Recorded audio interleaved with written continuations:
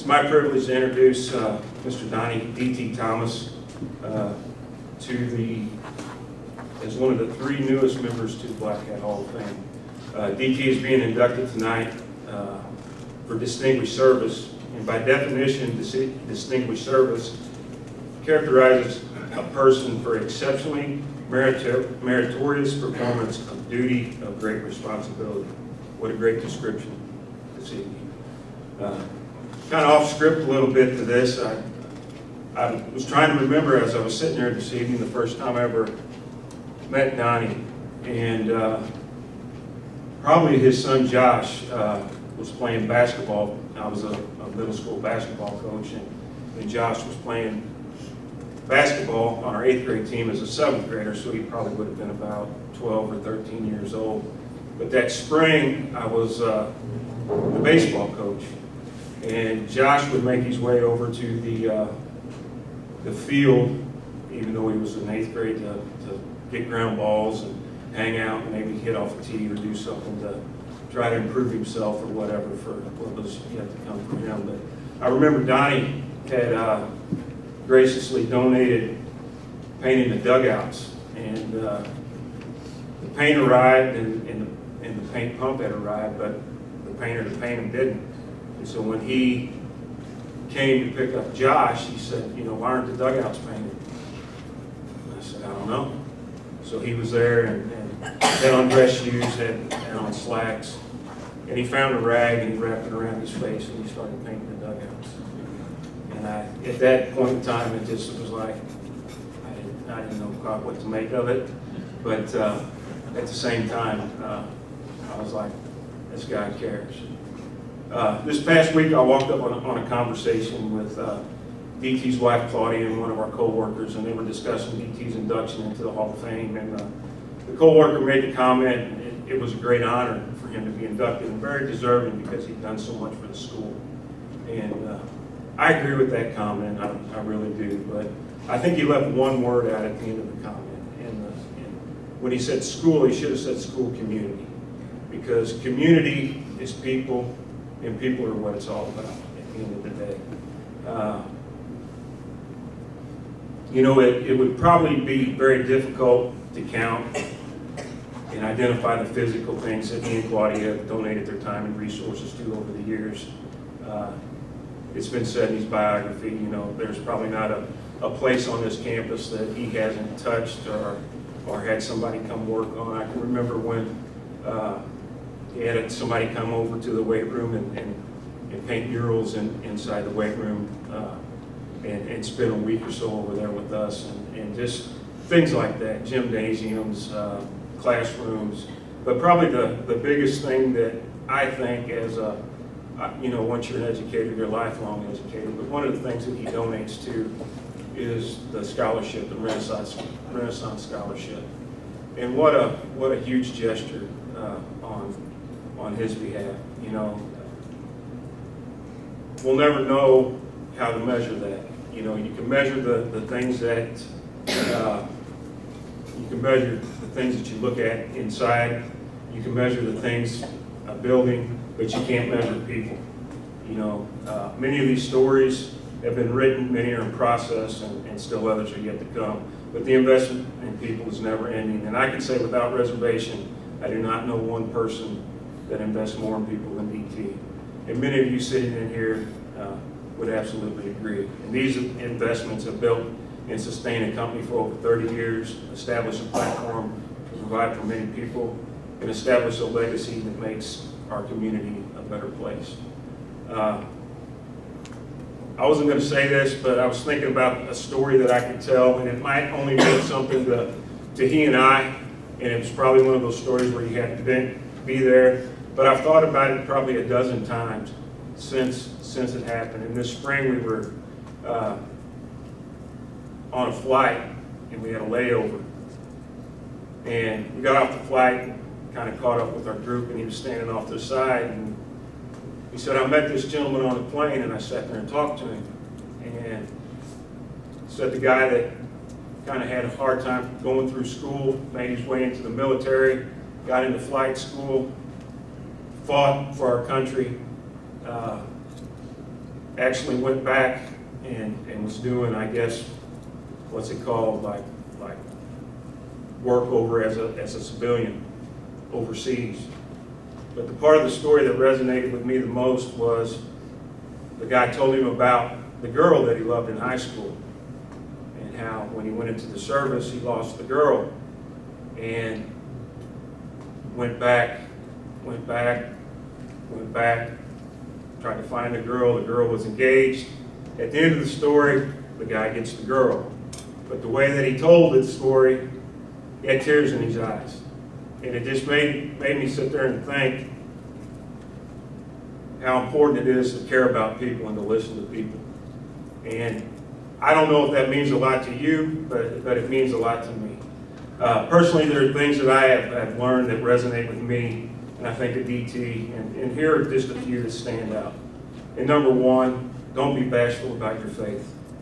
Number two, when you go into a meeting, be the most knowledgeable, well-read person in the room. If you're right, don't back down, period. If you're wrong, be gracious and correct it. Number four, competition is real. There is a winner and there is a loser. And lastly, there's much more happiness in giving than receiving. In closing, I want to share this quote, and I love this quote. It's from writer George Bernard Shaw, and he wrote this in 1902 for a play called Man and Superman, but I think it serves as a great introduction tonight. And it says, "This is the true joy in life, to be used for a purpose recognized by yourself as a mighty one, to be worn out before being thrown out on the scrap heap, to be a force of nature instead of a feverish, selfish little clod of ailments and grievances, complaining that the life will not devote itself to making you happy. I am of the opinion that my life belongs to the whole community, and that as long as I live, it is my privilege to do for it what I can. I want to be thoroughly used up when I die, for the harder the work, the more I live. I rejoice in life for its own sake. Life is not a brief candle to me. It's sort of a splendid torch, which I have got to hold on to for the moment, and when I make it burn, and I want to make it burn as brightly as possible before handing it on to the future generations." So with that, I want to recognize the newest member of the Blackcat Hall of Fame, Mr. Donnie D.T. Thomas.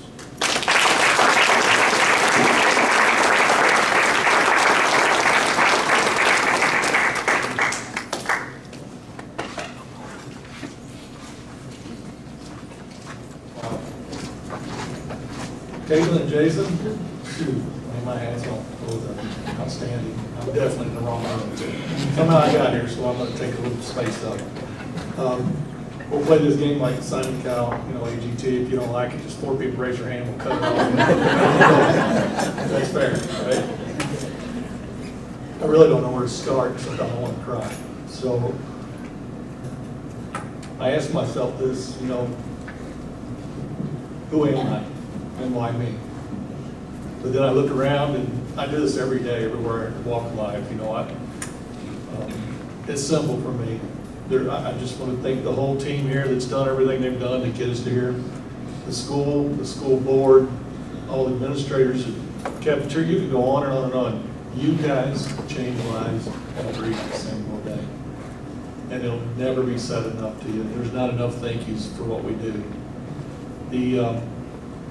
I have to apologize right up front because I'm from Warine, Missouri. I can't talk about that, but I am. So my speech will probably be a little twisted. I'm not a high school graduate, high school dropout. So not on purpose, life slaps you in the face. But I'm impressed with Don Thomas for the life he's lived, to be true and faithful to myself. Had a horrible, horrible childhood. But I had a very faithful God. And I'm not shoving it down anybody's face or throats or anything. I know there's 2 things you can't talk about, right, out loud, and that's politics and Christianity. Well, I'm going to tell you on politics, we'll get started real quick and I'll be done with it. Use your right to vote. There's a lot of people who've earned that for you, you've earned it yourself, so I'll stop with politics. There could be more, but I don't want to get jealous. That was great. But the board I served on with them, and, I got to serve on the school board, was outstanding, probably taught me a lot, changed me a lot. And I look at a lot of things different. I've been passionate enough and fortunate enough to be at a lot of different places and see a lot of different things. My family, I can't say enough. My friends, I can't say enough. The people around us that we salute and clap and pat each other on the back. And I'm a hugger, so if I hug you, that means I love you. Just instantly, it's just who I am. I've done a lot of, I can't cuss, so I've done a lot of bad things in life, but I have my closet, you guys have yours. You don't get in unless I let you. So we're not gonna go there, we're gonna keep it positive. I dearly love my wife. I'm in trouble all the time, so I gotta say it in public, because most of the time I'm in trouble. But I did received last night, I received an honorary diploma, which is very prestigious, and it's additional recognition that I probably have deserved in a roundabout way, but I have. And with that, it's because people pushed us. I know at some point people think that this is, I'm staying here, I've been told it. The reason you got in is because of money. I'm sorry, mine is by the gift. I've had people ask me, why you? God chose me as a vessel. My job is to utilize it until I can't utilize it anymore. And that's just who we are. When I say my childhood, I got to throw that out there because something drove us to here. We got here. And my two brothers are here, and they know what we had to go through. But the thing is, I wouldn't trade it for anything. It made me better. The things that you pick in life is moments like this. You couldn't write this in a book. I've often been told I should write a book. Something that I really think about. I always wanted to be three things growing up. I could never make my mind up, so be careful what you ask God for. So I wanted to be a preacher. That's what I thought.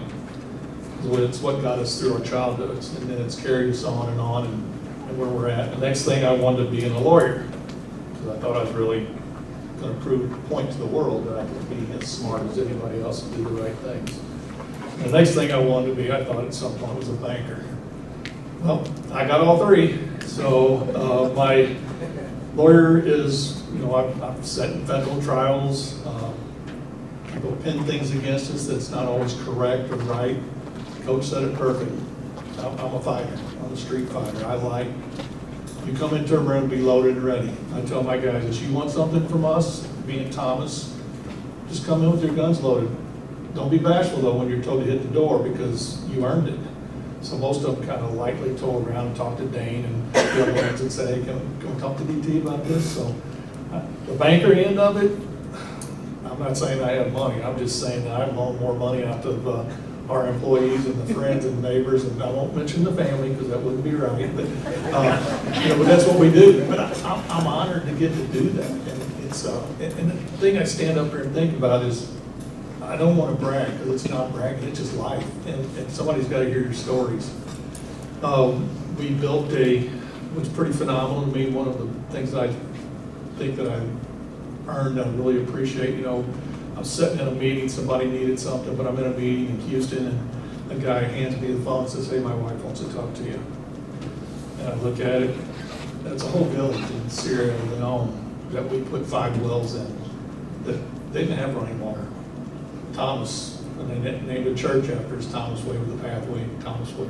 Well, we did that, our group, not Donnie, of course, but everybody around us. And that's phenomenal. I mean, I couldn't even look at it. They sang to us, and we still got the video, and it's passionate. I mean, I don't know, you say out Sierra Leone, I don't know, Dallas, Texas, when we did the same, or Oklahoma, where, we go to the church. I don't, people do. So we dedicate to change people's lives. And that's what I want out of this whole thing is that, to give God the glory. And I'm not up here preaching that, because I think we are vessels. I've got a zillion other things I want to say, but I think, I see 4 hands already up. It's at this table. Jason, I get it, dude. When I start saying something, they're like, oh, here you go. So, I'm kidding. I got a great family. The word that I think you really can think about in life that I think changes things. We use what the word is purpose for. We use the word love, and we use the key word that I would advise all of us to think about. And it's small, because then it grows and it festers, and then we need, it's like cancer, it's gotta be pounded down and get rid of, or it's gonna stay there. That's more jealousy. I think once in your heart that you can just forget all the dirt stuff and think about the future, and your time will be there. Would you ever thought I'd be here, Claudia? Seriously.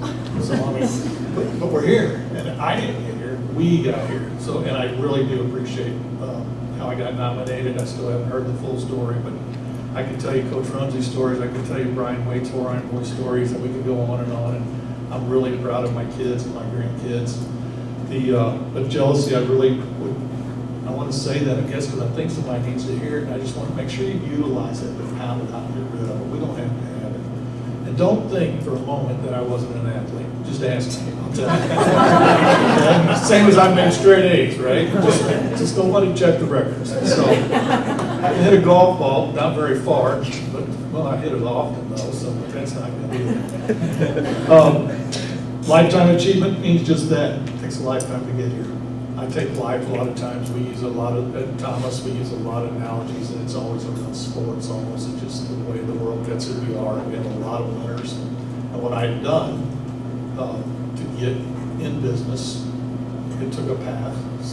Sleeping in my car for a couple of years, laying on riverbanks every other night. We're Claudia's home with our 3 kids, four kids, but really 3 at the time, that type of story. But, I'd drive to Hannibal on Monday mornings. I'd sleep in the car on Monday nights. Actually, I'd sleep on the riverbank and get up and work all day Tuesday, drive back home, get out and do it. We did that for 8 months. And we brought $500 from her mom and dad to get married. That was pretty cool, right? She lived in Ottawa, Illinois, and she said, "Who's this Hoosier?" Oh, by the way, I dragged a couple kids in. And I thought, oh, no, what's this guy? But they accepted me.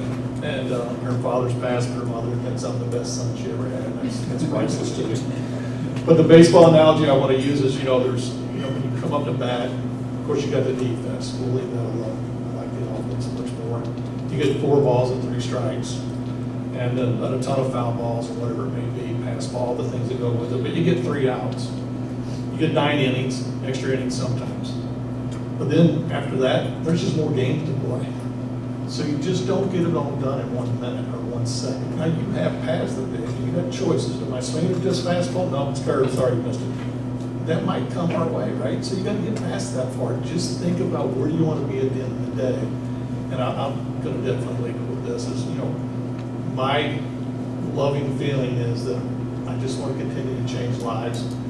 I'm loyal as a Blackcat, even though I didn't graduate from here. I'm telling you, I'm elated everywhere I go in the world, because most people get to go to college. Well, it's easy for me to start a story. I didn't go to college. So mine is where I went to high school at, and I'm so proud of this. I talk about our cross-country team. I talk about our baseball teams, and I definitely talk about our football. And I also talk about the passion of all the other things we do and that we've done to make people better. And I'm going to continue that pathway with you. So I'm going to leave with this.